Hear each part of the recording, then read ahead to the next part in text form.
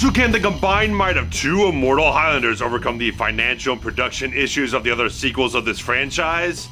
Well, let's find out as I dig deeply into Highlander Endgame.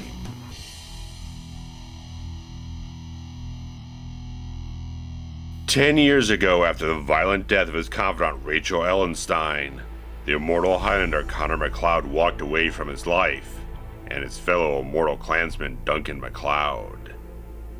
However, after a gang of immortals attacked the Sanctuary, a place where immortals can go to be removed from the game, Duncan is fraught with visions that worry him, and seeks answers from the 5,000-year-old mythos.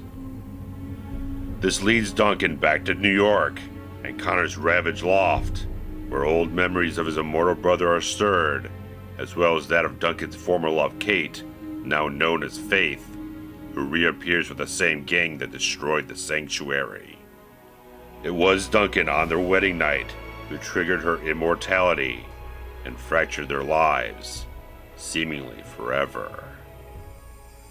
After squaring off with these immortals, a secretive group, the Watchers, who chronicle the lives of immortals, abduct Duncan to prevent a powerful immortal from ever winning the prize and preserve the Sanctuary.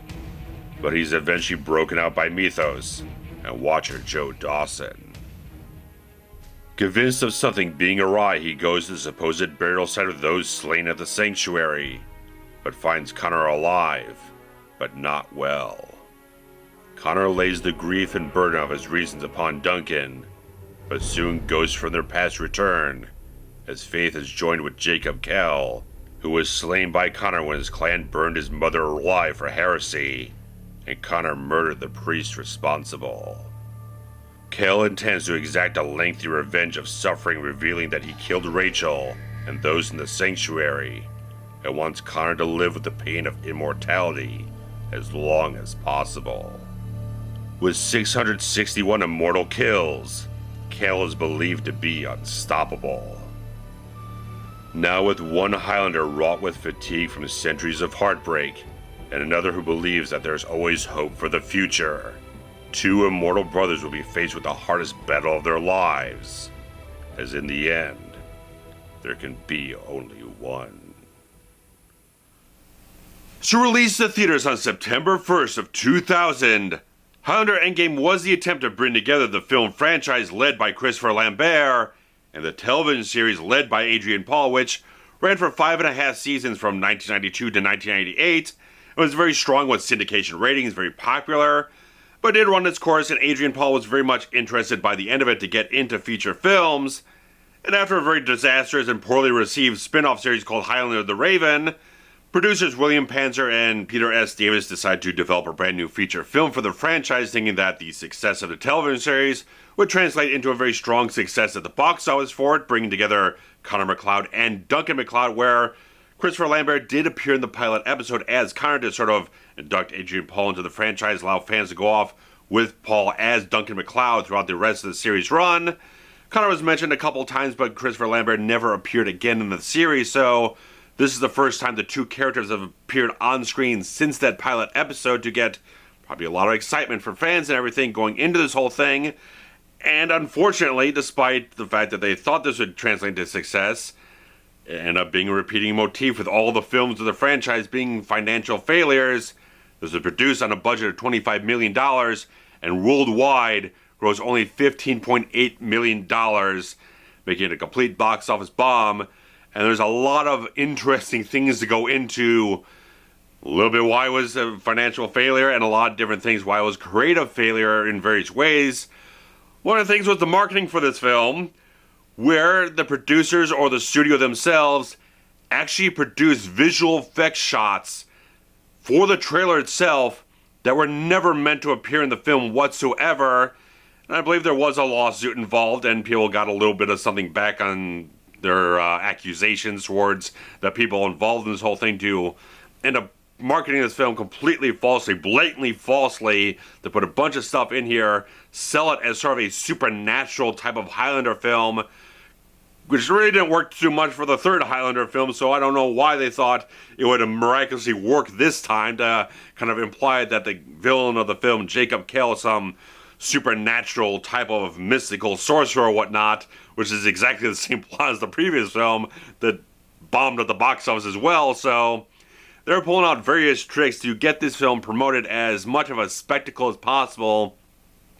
Did not working because the reviews were pretty poor, and the studio Dimension Films end up taking over the entire cut of the film against the producers, against the filmmakers, and recutting it, restructuring it down to an 88-minute film that is probably the worst cut of this movie because it cuts out so many character development scenes.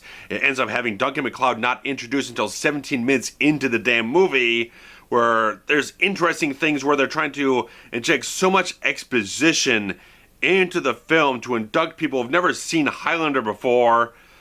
But if you've not followed the film before, you've never seen the television series before, you would be completely lost, especially in this theatrical cut of the film where you have no idea who Duncan MacLeod is. There's no introduction scene for him until, again, about a quarter of the way into the damn movie or so.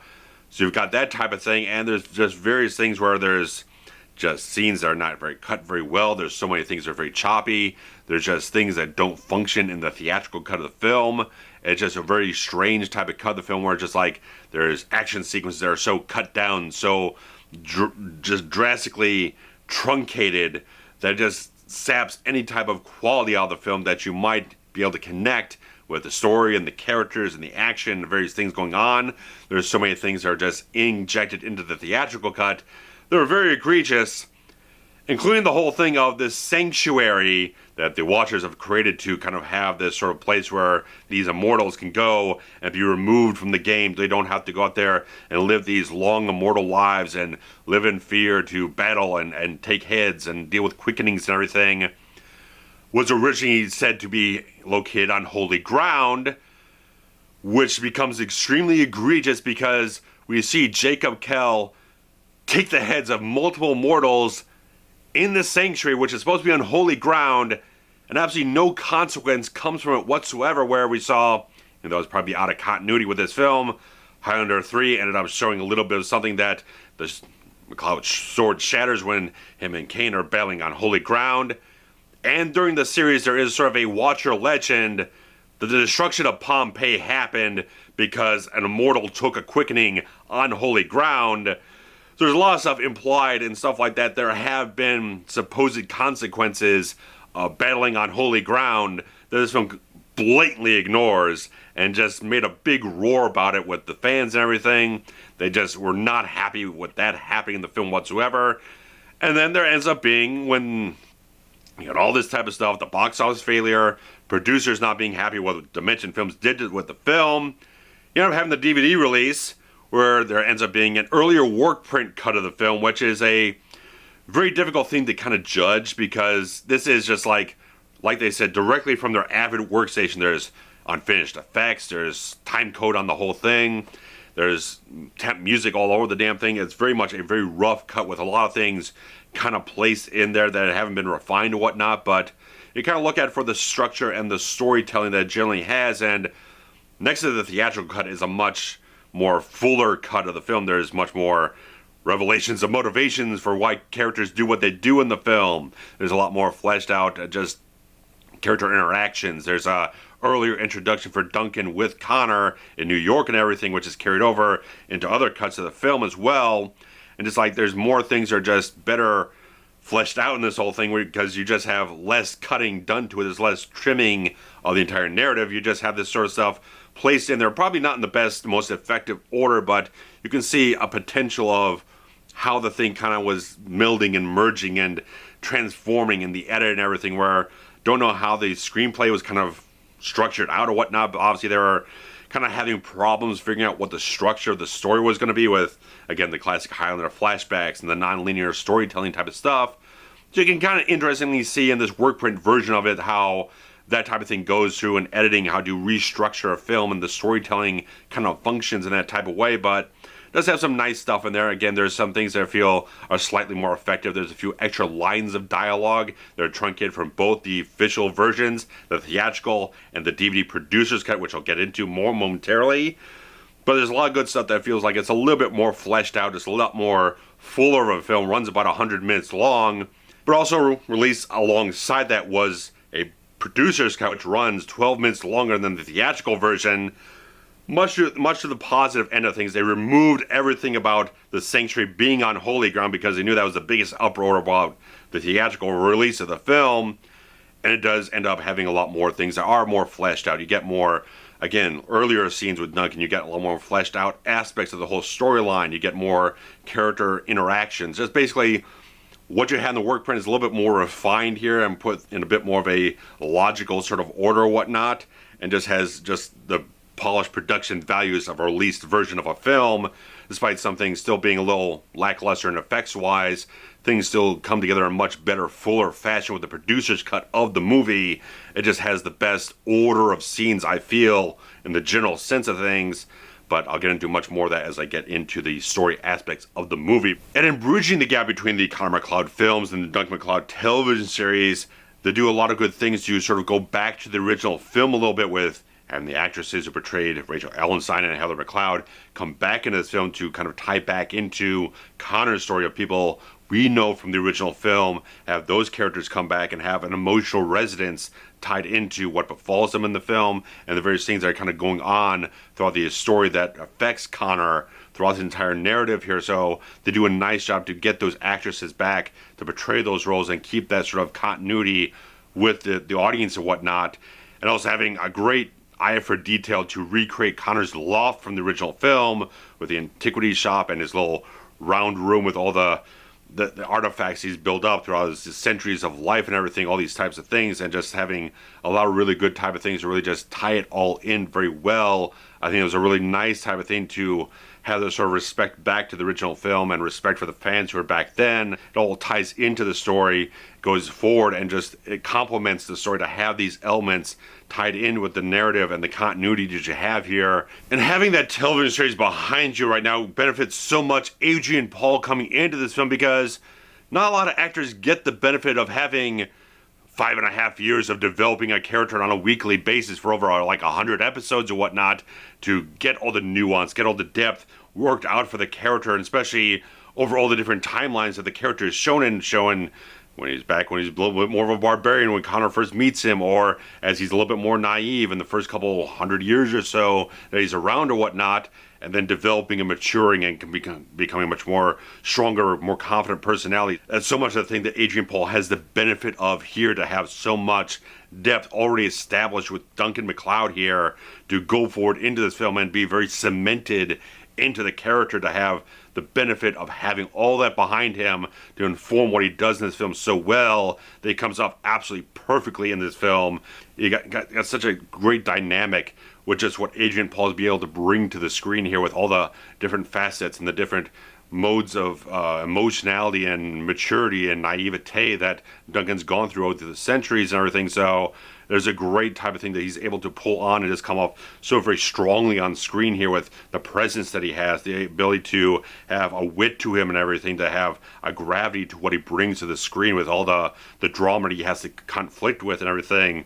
Is a really good sort of solid lead for this film to get all the qualities in line and push forward and just have that type of, again, gravitas of the character there, that you just see that he does have that pull, he does have that strength that he did have on the television series, flows completely through on this whole thing. You feel a definite strong continuity with how he was throughout the entire series into this film. And Duncan is so much kind of defined by his optimism, his hope, a guy who can always try to look forward to the next day or whatnot. Everything that he's gone with in the past has been a regret or something he did wrong. It's a really good type of thing that you see that quality in a hero that does have vulnerabilities. He's made mistakes, but you see so much of what he aspires to continue to be, a better person day by day to make up and atone for the things that he's done wrong or things like that, and still rise to the occasion to do the right thing and be a strong hero, be a guy who stands up for what he believes in, but also connect very strongly emotionally with Connor MacLeod, with Kate and everything. So have these different relationships that he's trying to resolve in the whole film. Adrian Paul really comes together as a really solid lead in this film. Everything comes off greatly. He had a great quality going through the entire series that is so much solidly in place here. And with Christopher Lambert, you still get a lot of that wit and charm, especially in the flashback sequences where you got a lot more lively type of stuff with him and Duncan a little bit more playful in certain situations, a little bit more lively and stuff like that, but he still has the gravity that he needs to kind of define the character in the first place.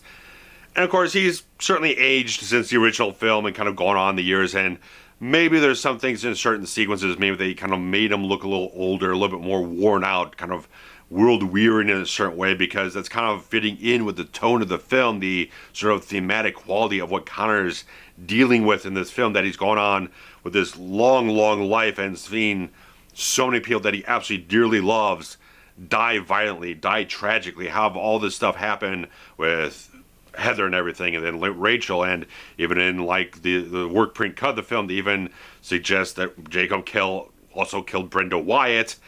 So there's all these different things that he's gone through in his life, and all these things have just kind of drained any type of spark that he had at one point in time. So it's like, it kind of works for the film that he is more worn out, that he does show more just weathered quality to him. These things thread through the entire film, and Christopher Lambert just does a really solid piece of work to convey all that type of stuff. That this is just such a tearful farewell for Connor McLeod here, because when I watch that scene, when Connor just confronts Duncan, is like, Kel is too powerful for any one of us to defeat and everything, and Connor's just worn out. He just doesn't have that anymore to fight or whatnot, or live again or whatnot, and have this duel between the two characters, and just like Connor forces the issue and comes to the point where Connor just like, this has to happen. One of us has to die now, and just have this beautiful moment that absolutely every single time I watch, because Christopher Lambert and Adrian Paul play it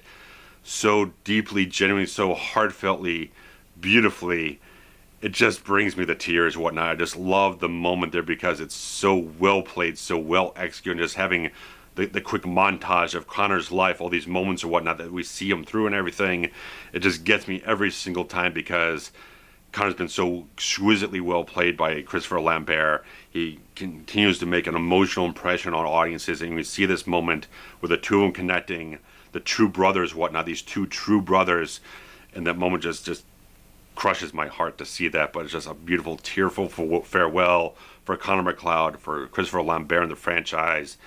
It might be some people who are very much uproar about killing off Connor, but with the storyline they put together and how Christoph just goes through the whole thing, plays it very respectfully, plays it very strongly, and just everything comes together very beautifully by the end of it, that you feel that the love for the character in general, that you've paid tribute to the original film and all these different things with those characters in his life and whatnot. It plays very, very well, and I very much like how they handled what they had in this film. It was very, very respectful, and Christopher Lambert just did a very good job portraying all these elements, all the emotional resonance very, very well. There's certainly one thing that is a little bit of a objectionable type of thing in this film is Bruce Payne, who just loves to chew up fucking scenery.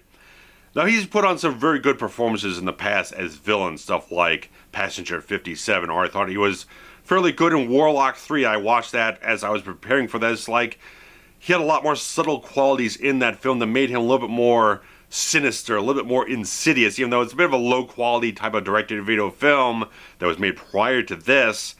I do actually think he did a better job in Warlock 3 than he does as Jacob Kell here, who is not a character that's not written poorly in a certain way. There's certainly a lot of bad dialogue that he gives out, but just the idea of the character, this guy that Connor McLeod knew back in his clan or whatnot, and had this altercation with the sort of burning of his mother, and he ends up dying accidentally or whatnot through violent acts by Connor, and Connor ends up killing his basically his father or whatnot, a priest, and have this entire thing go on where Kell is this guy who's seeking revenge for this type of thing, and don't really see how that progression goes from this guy who's this sort of bookish type of holy man or whatnot, who gets resurrected, and pretty much thought that Connor McLeod was sort of a demon or whatnot in league with Lucifer, as like they say in the first film.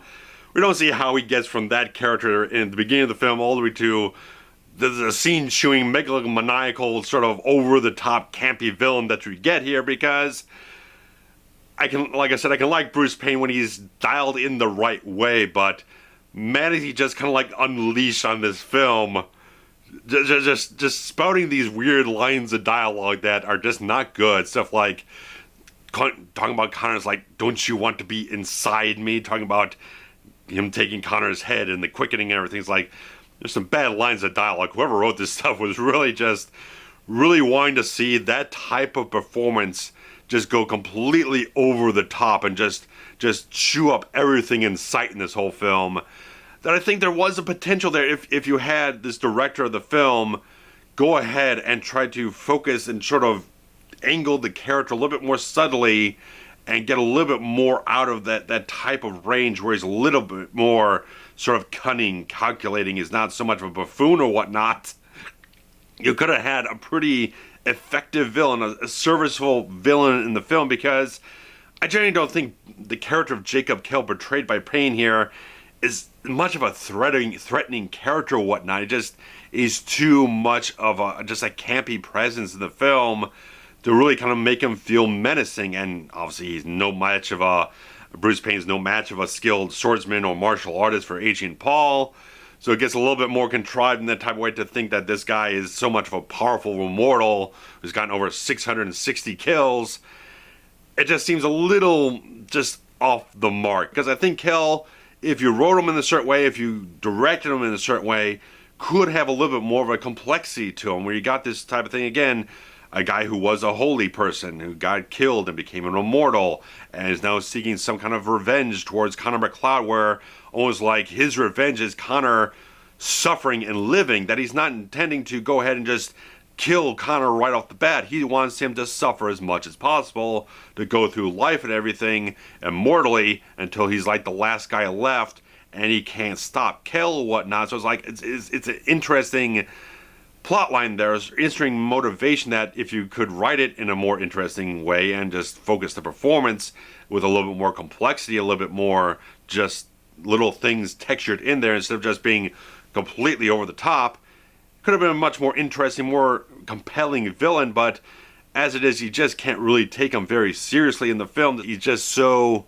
chewing it up, so relishing every moment that he doesn't settle down. It's just all over the place, and it doesn't paint a very strong villain for the film to kind of delve into or whatnot. And adding into here with the character of Kate/Faith is model, singer, and actress Lisa B, who does, I think, a really good job in this whole thing. That obviously, I mean, you've had Adrian Paul with a lot of people who's worked with the entire course of the series with a lot of good chemistry, a lot of female co-stars, stuff like that, but I think he does a really good job to connect with her, and she does a really good job stepping up to everything to really kind of grab a lot of complex emotions for the character here that you see when they're all young and everything, and they fall in love in the past and have this wonderful, caring, sweet sort of naivete or whatnot, this sort of just young love type of feel for and everything.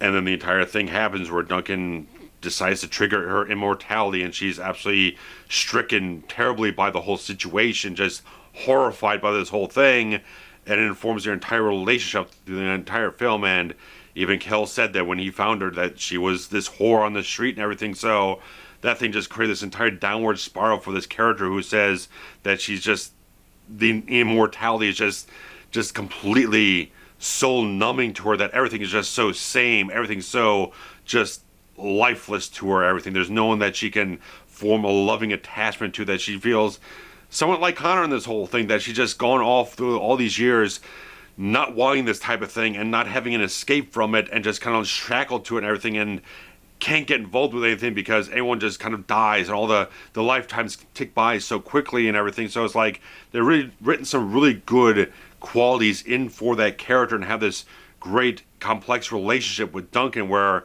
there's the resentful, the spiteful nature for everything, but also this sort of thing where they're trying to reconnect in a certain way, but there's still the sores, the emotional scars and everything like that, all these type of things that they're trying to work through, and things don't quite work out. And it's a very interesting relationship that you see there with the two characters, and she does a really good job to really connect with things. Might have a few points in time where maybe the delivery of a lines here and there are a little bit off here and there, but I think generally, what she conveys there and what she's able to connect with Adrian Paul on an emotional level in a lot of these scenes really works very, very well.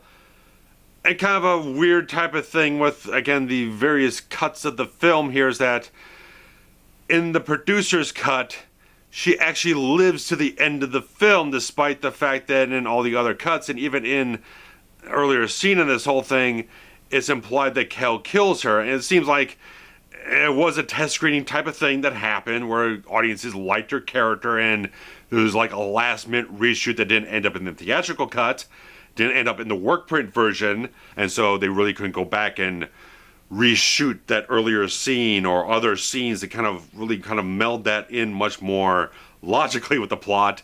There's no reason whatsoever in that scene where Kel is slaughtering everyone else in the room. There's no motivation established at any point in the entire narrative why Kel would just allow her to walk away and not allow himself to take her head. It makes absolutely zero sense. I like the idea that there is a sort of progression with that character and relationship with Duncan to have something resolved. It is nice to be able to have the idea that they can resolve that type of thing, but because you've got such a mess of an edit there where you can't go back, again, reshoot more stuff and restructure the whole thing in a much more logical type of way to just not have her in that scene, to maybe have her leave before that sort of Last Supper type of encounter or whatnot with all the immortals that he slays to get all the other quickenings to empower himself further. So it's a problem there. So it's definitely a problem where there is a good thing that they kind of made that part of the narrative, but also a bad thing because it doesn't make any sense for that to happen. Again, it's a mess of a production in so many different ways, in terms of filming, in terms of editing, in terms of studios wanting one thing and producers wanting another thing, that affects that character of Faith, that doesn't give that type of logical progression of her story to have it as much of a satisfying ending where there's things that just contradict it and make it not make any sense by the end of it in the producer's cut of the film. But talking about choreography in a Highlander film is something that you really do have to talk about because you've got so many of the things that the sword fights have to be something that is sort of a showcase in the film. That's usually something that's really type of cool and everything. And like, one of the really cool things in this film was getting Donnie Yen involved with this. Obviously, it really didn't do anything for his career because the movie bombed and just stuff like that. But you get Donnie Yen in this whole thing as one of these immortals, this Jin Kei, this guy who served with the Japanese emperor or whatnot centuries ago.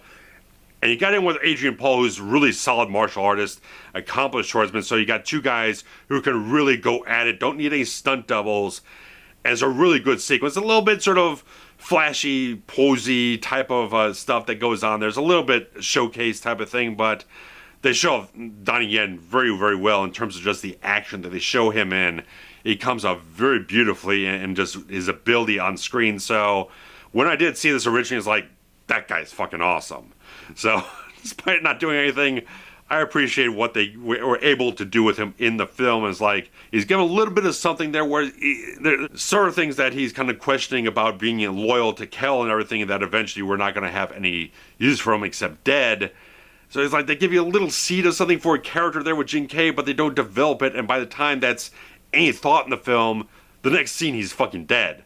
But you got some other good stuff. I think, again, the choreography in terms of the Duncan and Connor fight, because it's so emotionally motivated, is very well put together, even though Christopher Lambert was kind of saying, well, I can't do all these flippy-floppy type of things that Adrian's probably really intent on maybe kind of doing that he kind of did in the series or whatnot, but I think what they did to get the emotional charge out of the scene, they did it right in that type of way, and they did some really good stuff to really just, again, the whole sequence I think is really well done. And I think it just put together a really solid duel for the two characters that hits all the dramatic, emotional character beats for it to function the way it needs to. But as I said, Payne's not very much of a accomplished swordsman or martial artist to give Adrian Paul a really fantastic climax to really have a lot to work with in terms of choreography in the whole film. And the theatrical cut is very, very truncated from the other cuts of the film. They cut out a whole lot of the climax of this film in the theatrical version. The other two cuts get a lot more of the stuff going on, fighting in the whole thing with the chains coming down like it's a Hellraiser movie or stuff like that. They get a lot more substance and just more action out of the entire climax that is very much more satisfying to get that type of thing going. And I think generally, I think it's a good climax. It does, again, hit the beats it has to, but we've had a lot more interesting type of climaxes that had a little bit more going for us, sort of choreography or whatnot. I think it's a little bit lackluster, but then you got a lot of really kind of dated, undercooked sort of CGI in the film where if you got a $25 million budget, it's the year 2000, you're not going to get a whole lot out of that mileage with that type of budget to do as much as you want to do with the effects in this film, with all the quickenings and all the blue screen composites in the climax and all the weird over-the-top type of quickening you get from Kel and everything at the end of the film. It's just a little bit cheap. It just kind of downgrades the overall quality of the film to have all these CGI visual effect shots that are far more ambitious than what the film's budget will allow it to achieve up to the standards you'd like it to live up to. But the story that you have here in Highlander Endgame generally, especially in the producer's cut, which pretty much has all the full exploration of characters and motivations and stuff like that, is a generally good one, but I think there's a couple little flaws here and there because Connor's storyline is so much kind of front-loaded into the film with the flashbacks and the set with Jacob Kell and all these different things. And once you get into the second act, it's much more the Duncan and Kate storyline because it's just kind of bookended in the second act between the confrontation between Connor and Kell and then Connor and Duncan. So while the entire thing is going on between Duncan and Kate, there's nothing being grappled with Connor's storyline or anything really with Kell or whatnot. So it's kind of like in a holding pattern until the Duncan and Kate storyline kind of gets over, and then you get into the climax of the film. So I feel like there was a lot of potential there with these sort of parallel storylines going on, which have very similar themes going on, with Connor and Duncan both having these kind of regretful, violent acts of their past that end up happening and creating these much more bitter individuals that have something out for them at this point in time, where it seems like with Jacob Kell and Connor McLeod, it's much more past any sort of redemption. It's very much saying it's just total revenge, and it's going to have to come down to someone dying in this whole thing. Where with Duncan and Kate's storyline, you've got Duncan trying to mend that rift, trying to find reconciliation, redemption, all that type of stuff. So I think there would have been a lot more to deal with, especially when you have Kate and Kell there, and they're trying to, especially with those last-minute reshoots, if they would have had the time, would have had the money to go back and add things and try to reshoot a few more things to add more to her story, to veer it off to where she walks out on Kell. You would have a lot more to deal with there, to have more of a storyline where she grapples with that type of theme and tries to push away from his bitterness, his sense of revenge and all that type of stuff. It would have been interesting if they could have done that and just had a little bit more meat on the bone to kind of chew on to get all this type of stuff. And a few other things in like the work print, there's something that I really do like that is executed a lot better than either other version of the film, because when you get up to the whole thing where you got Kell is going to slay all his band of immortals to get all their quickenings and everything, and you've got Connor and Duncan having that climactic duel, in the work print version, they actually intercut those two scenes to have this great energy, this great urgency, this dramatic build-up, sort of a pre-climax to the film in a certain way. It's sort of almost like an Empire Strikes Back, Return to the Jedi style of climax. You got these two sort of building up energies and these dramatic storylines culminating at the same point in time. I think that was just a fantastic thing. I just kind of regret they didn't do that in either version of the film, because in the theatrical cut, producer's cut, they're both presented as separate scenes. Work print just gives it a much more of a energy overall, much more momentum going forward, and then eventually build up into the climax of the whole film between Duncan and Kell. I think it would have given the film a lot more energy in that part of the story where I feel like it really could have added something more to it. But I think this is a pretty enjoyable sequel. I think there is, if you have enough background, enough stuff built into the foundation of your Highlander fandom, especially with the television series, you didn't have to watch the entire thing, but if you watch a couple episodes here and there or stuff like that to get a general knowledge of things going on, to have a nice foundation going for you, you have a good film here in that producer's cut version that, again, still flaws, still things that are just contradictory and illogical, but I think the theatrical cut, which is available on like the 5 movie or 4 film sort of compacted DVD set, is available there. Originally was not available on DVD for a very long time, but it did kind of get silently leaked out there by Dimension Films onto a very overly compressed DVD where it has 4 films on one disc. So don't look for high quality there, but if you're interested in seeing that 88-minute version, you can definitely get it for a nice price there. Producer's cut and the work print version are still readily available for you to review and judge for yourself which one I think works best.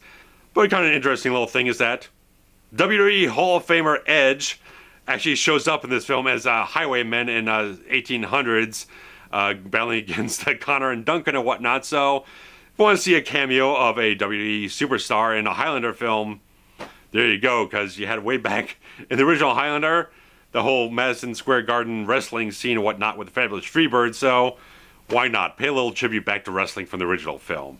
So there you go, guys. Highlander Endgame. It's a weird amalgamation of just a behind-the-scenes production mess of something that had a lot of potential if they could have just agreed on something. If they just figured it out from the start, it would have come off as a really, really good film, but it's a problematic film that has good elements to it, has good qualities. Some stuff just doesn't hit as well as it possibly could in various elements. The villain, again, I think is very just not effective. I just don't think the performance of Bruce Payne is very good in the film at all. And various other things just don't hit. But some other things are very, very well executed. But regardless of that, last Highlander film I remember reviewing. That's it. It's over. It's done. I'm not doing any more. You're not going to make me go and do the next film in this franchise. It will never happen because it's an abomination. That's all I have to say. Post your comments about Highlander Endgame below, because I'm sure there's just a wide variety of things just talk about. So it's like not a definitive opinion on the film, because there's so many different versions and none of them are definitive. Nothing is perfect. So it's like just discuss the various elements of the film and what you think kind of does and doesn't work, and which cut kind of gets you to gravitate towards it or away from it. So thanks so much, guys. Be back with some great stuff for Forever Horror Month soon. So stick around. Take care. Bye-bye.